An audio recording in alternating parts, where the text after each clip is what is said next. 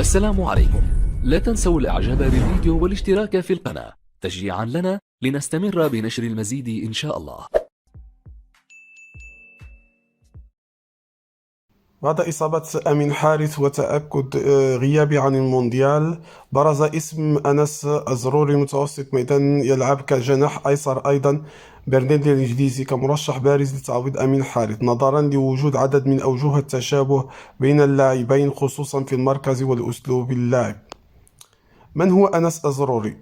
الزروري من مواليد 7 نوفمبر 2000 يشغل مركز جناح أيسر، كما يجيد اللعب كمهاجم ثاني، وتم توظيفه في مناسبات عديدة كوسط ميدان. انتقل بداية هذا الموسم من نادي شارلوروا البلجيكي إلى برلين الإنجليزي مقابل 4 مليون يورو، وشارك اللاعب الشاب خلال هذا الموسم في 5 مباريات رفقة شارلوروا بالدوري البلجيكي. سجل خلالها هدفين قبل أن ينتقل إلى النادي برلين الإنجليزي المتصدر الدوري الدرجة الثانية الشامبيونشيب، الذي لعب معه 13 مباراة، سجل خلالها 4 أهداف وقدم أسيستين.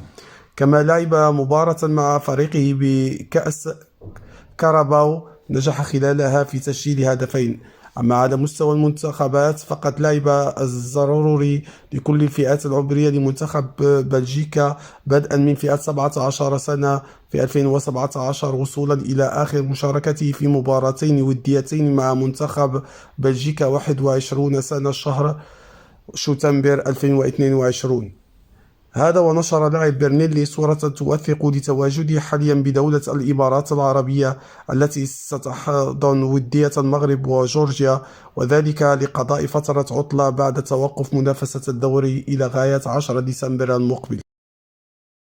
شكرا على المشاهدة، ولا تنسوا الإعجاب بالفيديو والاشتراك بالقناة.